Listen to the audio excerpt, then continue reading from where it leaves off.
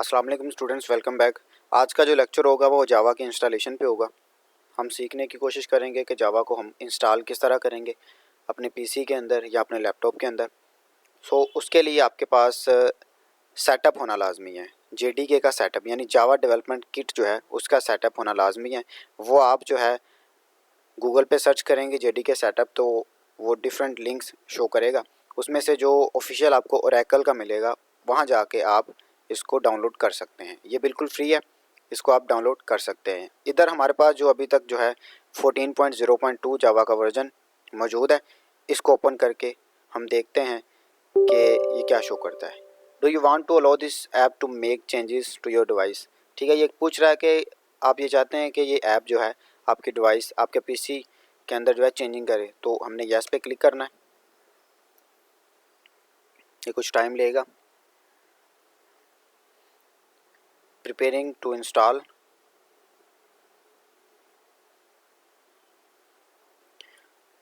This software has already been install on your computer.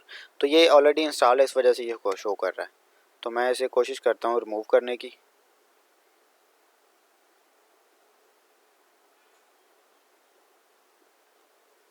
तो दोबारा ये री इंस्टॉल होने लगा है क्योंकि मेरे पास पहले इंस्टॉल था, इस वजह से उसने ये ऑप्शन शो किया। अदरवाइज़ आपके पास यही शो है होगा।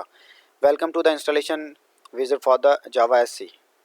जावा एससी क्या है, हमने जब आईडी पढ़े थे सेटअप्स, आईडीई सेटअप्स, तो उसके अंदर एक जावा एससीई सेटअप भी था। ठीक है, ये सॉफ्टवेयर, ये बेसिकली सॉफ्टवेयर इन्वायरमेंट होता है। ठीक है, डेवलपमेंट किट है ये। अब ये इसका वर्जन शो हुआ है 14.0.2।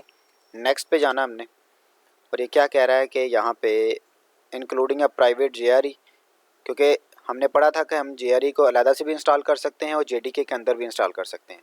तो जेडीके जब मैंने रन किया तो वो हमें ये बता रहा है कि इसके अंदर जेआरई भी मौजूद है। ठीक है जी। और उसके बाद जो है ये उसका साइज़ बता रहा है ऑन योर हार्ड ड्राइव, ये इतना रिक्वायर्ड करेगा। ठीक है, तो अगर आप यहाँ इसकी लोकेशन चेंज करना चाहते हैं, ये बता रहा है किधर सेव होगा। सी में हम जाएंगे, प्रोग्राम फाइल्स में जावा का फ़ोल्डर बना देगा वो, और जेडीके के नाम से 14.0.2 के नाम से ये फ़ोल्डर बनेगा। अब अगर आप चेंज करना चाहते हैं तो यहाँ से कर सकते हैं, लेकिन नॉर्मली जो है सी में ही प्रोग्राम सारे सेव होते हैं। तो हम इस नेक्स्ट पे क्लिक करते हैं।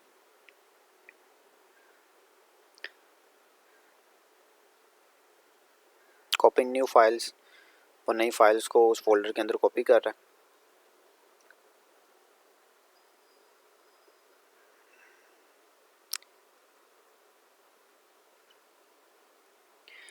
अब एक बात और है कि जब हमने इसको इंस्टॉल कर लेना, ये कुछ टाइम लेगा। ये इसकी इंस्टॉलेशन काफ़ी नहीं है, उसके बाद हमने वेरिएबल सेट करने हैं। क्या कह रहा है जी, Java SE development kit successfully install. तो जावा हमारे पास इंस्टॉल हो गया। क्लोज पे जाएंगे। अभी हमने क्या करना है, यहाँ पे ऑल प्रोग्राम पे जाके cmd टाइप करना है, कमांड प्रॉम्प्ट। ये आपको डायलॉग बॉक्स शो होगा। यहाँ पे मैंने क्लिक करना है जावा का वर्जन चेक करने के लिए। तो मैं क्या करूँगा, जावा सी। अगर मैं इतना क्लिक करूँ तो मुझे क्या बताएगा, ये सारी की सारी आउटपुट शो कर रहा है। अगर तो ये आउटपुट शो हो रही हैं, ठीक है, तो इसका मतलब है कि जावा इंस्टॉल है। ठीक, अगर आउटपुट शो नहीं हो रही, हमें वो क्या बताएगा, CLS एक कमांड होती है, दोबारा से मैं आपको बता देता हूँ। CLS, ठीक है, CLS क्लियर स्क्रीन के लिए होती है। तो ये स्क्रीन को क्लियर कर देती है। मैंने क्या करना है, यहाँ पे मैं डैश उसके बाद वर्जन टाइप करूँगा। यहाँ पे पहले आएगा जावा। तो क्या करेगा, ये हमें बताएगा वर्जन कौन सा जावा का। अगर मैं इतना टाइप करूँ जावा डैश वर्जन, तो जावा का वर्जन बता देगा, जावा वर्जन 14.0.2 जो हमने अभी इंस्टॉल किया है।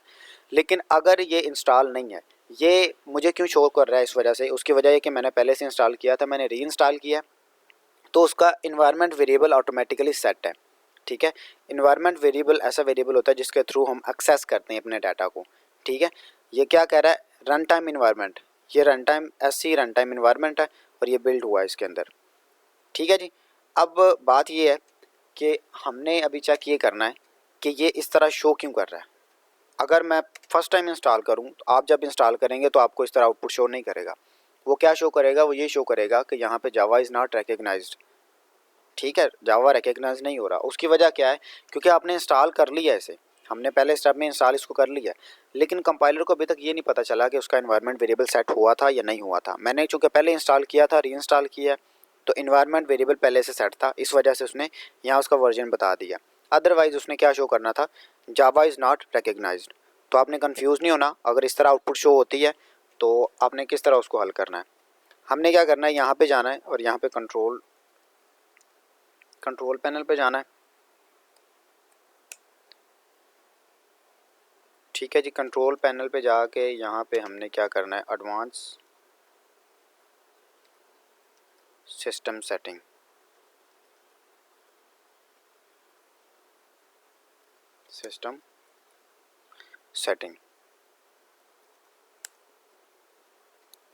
ये हमें शो कर रहा है जी view advance system setting.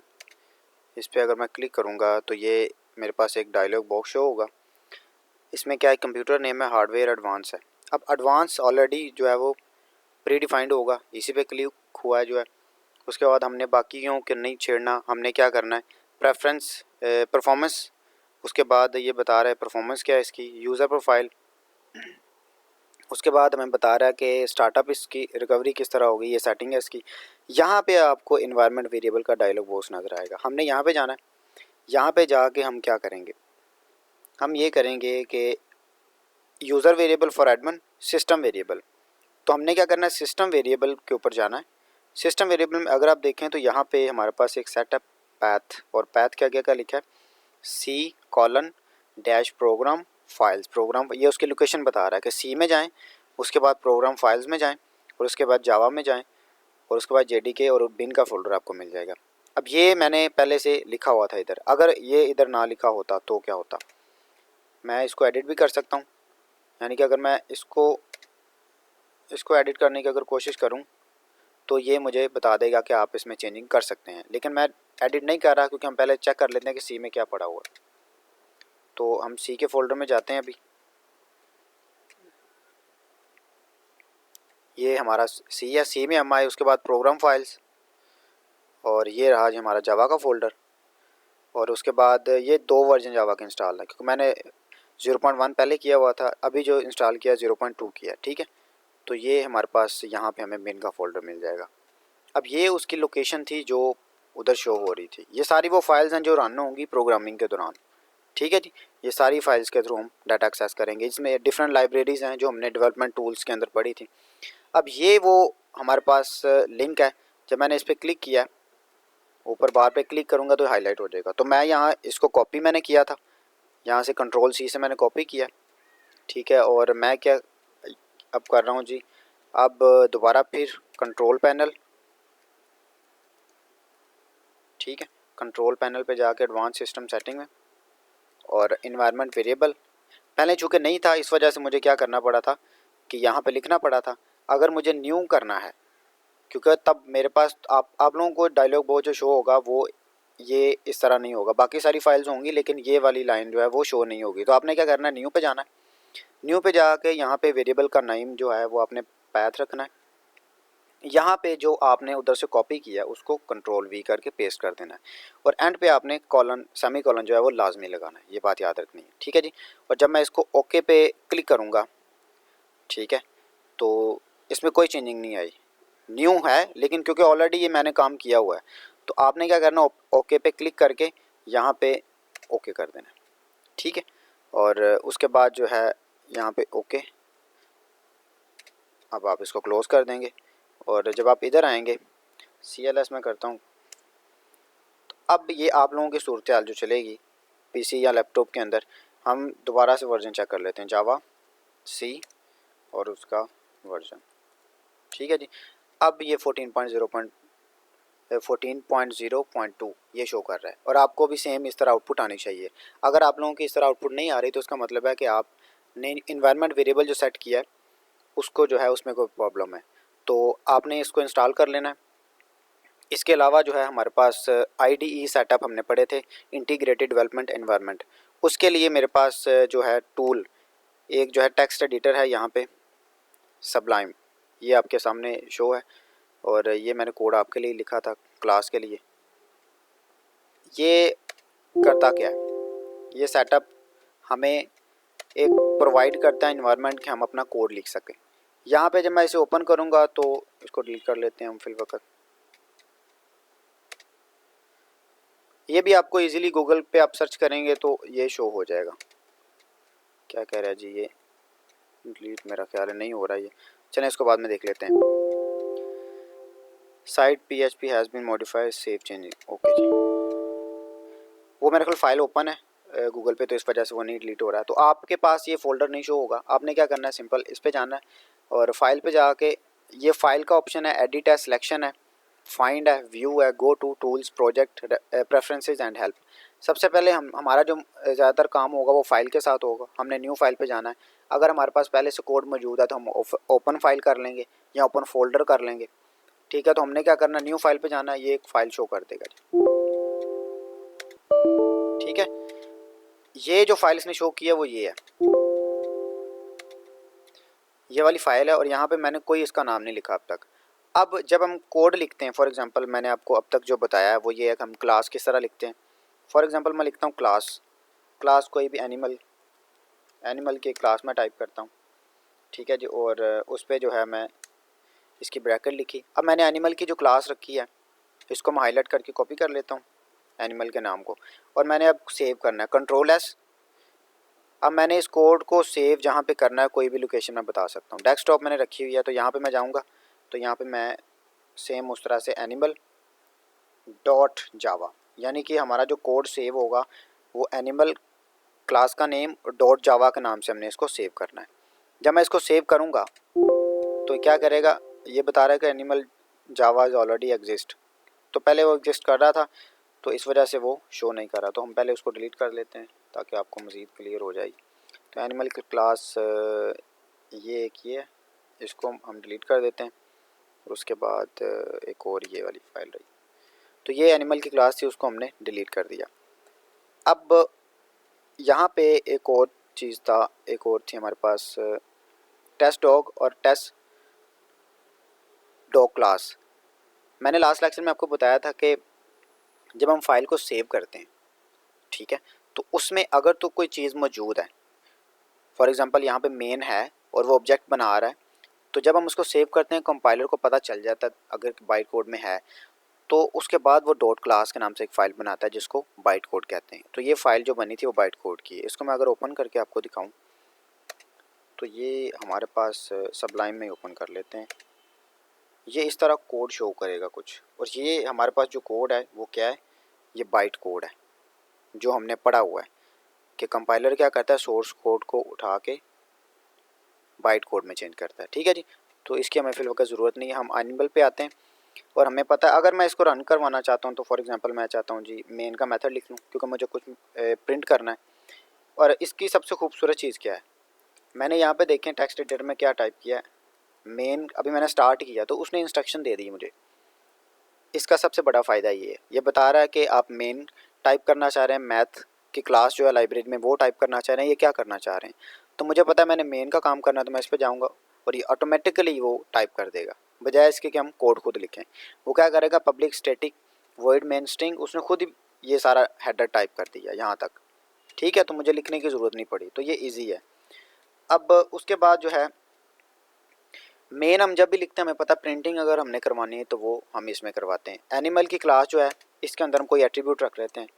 For example मैं लिखता हूँ जी प्राइवेट कोई एक वेरिएबल रखते हैं, int x is equal to animal है तो चूँकि हम स्पेसिफाई कर लेते हैं उसका, तो एज कर लेते हैं, एनिमल की एज जो है एज कर लेते हैं 10 ईयर। ठीक है जी, उसके बाद मैं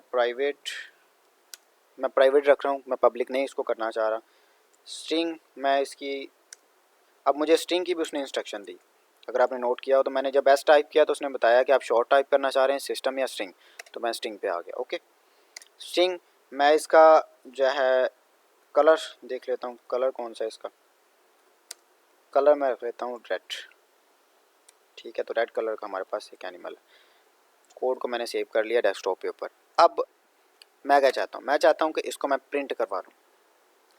अब अगर मैं इसके साथ काम करना चाह रहा हूँ तो मुझे उसके लिए ऑब्जेक्ट बनाना पड़ेगा, क्योंकि एनिमल की क्लास और मैं मेन में काम कर रहा हूँ तो मुझे एनिमल का एक ऑब्जेक्ट बनाना पड़ेगा। ठीक है जी। लेकिन उसके लिए ये है कि मुझे ये चीज़ें सारी, अगर मैं प्रिंट सिंपल करवाना चाह रहा हूँ ऑब्जेक्ट के बगैर, तो वो भी काम हो जाएगा। मैं चाहता हूँ कि ये काम यहाँ पे तो हो गया इस क्लास के अंदर, तो मैं इसे क्या करता हूँ,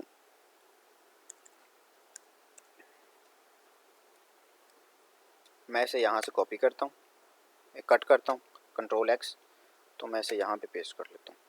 मैं नहीं चाहता मैं ऑब्जेक्ट के साथ काम फिल वक्त करूँ, क्योंकि मैं जस्ट आपको एक एग्जांपल के तौर पे समझाना चाह रहा हूँ, तो आप जस्ट अभी तक जो है इस पर फोकस करें। ऑब्जेक्ट की जब हम बात करेंगे तो हम इंशाल्लाह ज़रूर उसका कोड लिखेंगे। अब प्राइवेट हम इस पर आगे, मैं चाहता हूँ इसका एज और इसका कलर जो है प्रिंट हो जाए, तो मैं यहाँ पे पी मैंने टाइप किया और उसने खुद पूछ लिया कि प्रिंट करना चाह रहे हैं। अगर मैं प्रिंट टाइप करूँगा तो यहाँ पे system dot out dot print होगा शो, लेकिन अगर मैं यहाँ पे PL टाइप करूँगा तो क्या होगा, वो प्रिंट लाइन कहेगा।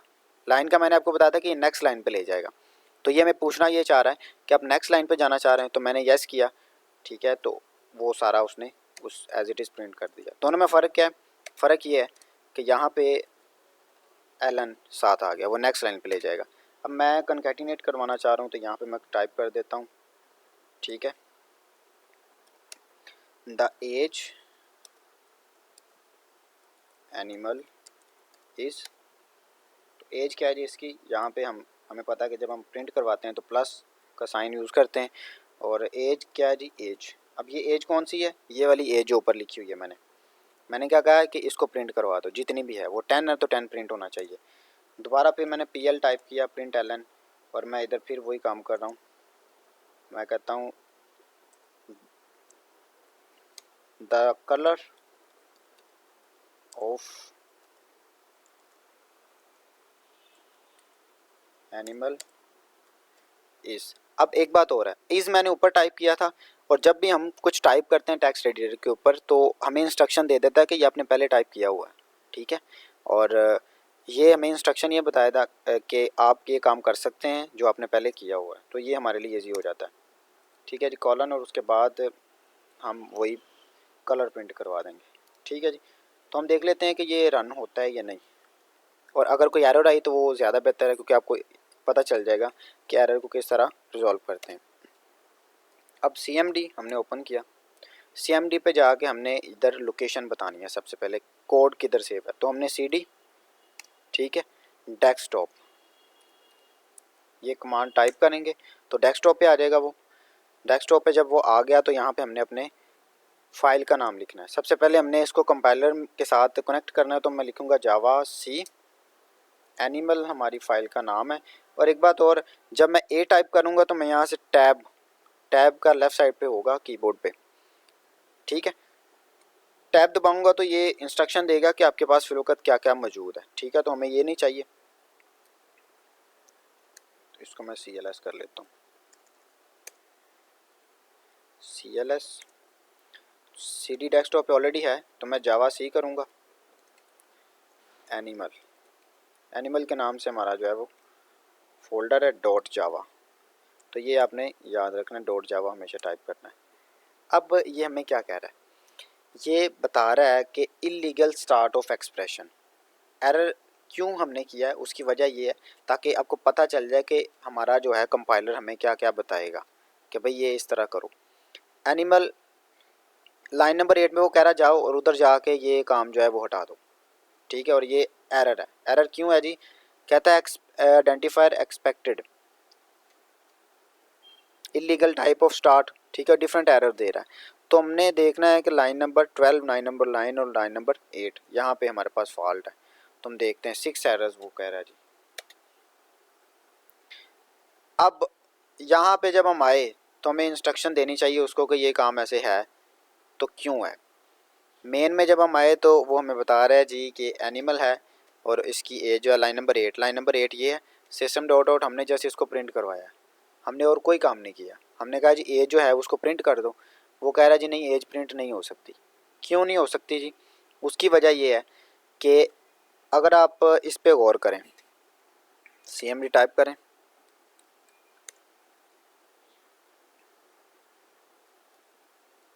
जावा सी एनिमल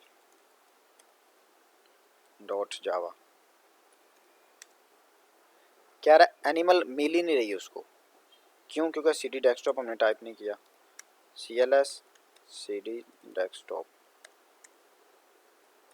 जावा C animal dot Java. Error को दोबारा देखते हैं। पहला एरर क्या है? आइडेंटिफायर, आइडेंटिफायर नहीं है उसके पास, लाइन नंबर 8 प्रिंट लाइन है, आइडेंटिफायर नहीं है कि क्या the age of the animal is age, तो उसको पता नहीं चल रहा कि क्या आप प्रिंट करवाना चाह रहे हैं। ठीक है, इसको मैं अगर ऑब्जेक्ट के थ्रू करूं तो वो ज़्यादा बेहतर होगा, क्योंकि अगर हम ऑब्जेक्ट क्लास हमने बना ली, ठीक है, एनिमल ए वन इसको मैं कह लेता हूँ, और ए वन को मैं कहता हूँ कि आप क्रिएट हों जी न्यू के कीवर्ड से, क्योंकि हमें पता है कि हम क्या करते हैं, हमेशा जो है वो न्यू के कीवर्ड से यूज़ करते हैं। अब ये सारी चीज़ें करने का मकसद ये था ताकि आपको पता चल जाए कि हमारा जो टेक्स्ट एडिटर है वो हमें ये भी बताता है कि एरर जो है वो कहाँ पे आएगा। हम इसको चाहते हैं simply as it is object के थ्रू हो जाए, तो ऑब्जेक्ट के थ्रू हम करना चाह रहे हैं, तो ए वन हमारे पास ऑब्जेक्ट है। ठीक है, अब ए वन ऑब्जेक्ट है, इस सारे को मैं इंस्टेंस वेरिएबल कंसीडर करता हूँ जिस तरह हमने अब तक पढ़ा है, तो हम उसी तरह इसको पेस्ट करते हैं। इंस्टेंस वेरिएबल है, यहाँ पे मैं एक मेथड लिख लेता हूँ। फॉर एग्जांपल मैं लिखता हूँ जी पब्लिक वॉइड मेथड है, और ये डिस्प्ले का मेथड है, इसका नाम मैं रख लेता हूँ डिस्प्ले। तो ये मेथड क्या करवाएगा? डिस्प्ले करवाएगा।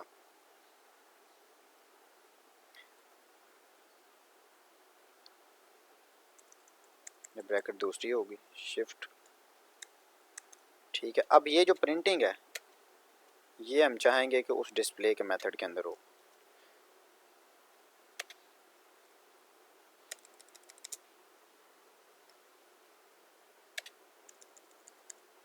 ठीक है जी, अब मैं जब भी डिस्प्ले का मेथड कॉल करूँगा तो उसको ये प्रिंट करवाना चाहिए, लेकिन डिस्प्ले का मेथड तब कॉल होगा जब हमारे पास वैल्यू कुछ सेट हो रही होगी और उसको पता चल रहा होगा। मेन मैंने इसी क्लास के अंदर लिखा, मेन को नहीं मैंने छिड़ा। एनिमल का ऑब्जेक्ट है, एनिमल के ऑब्जेक्ट में अगर मैंने ए वन डॉट डिस्प्ले कॉल किया है तो ये क्या डिस्प्ले करेगा? अब तक ये कोई डिस्प्ले नहीं देगा, क्योंकि एनिमल ए ऑब्जेक्ट बन गया हुआ है मेमोरी के अंदर, इसने मेमोरी ले ली है, लेकिन डिस्प्ले क्या वो करवाए ना, तो डिस्प्ले के पास कुछ है।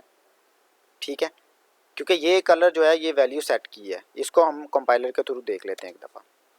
इसको जब आप देखेंगे तो ये क्या करेगा, ये मैं बताएगा कि एनिमल के पास अभी तक कुछ नहीं है।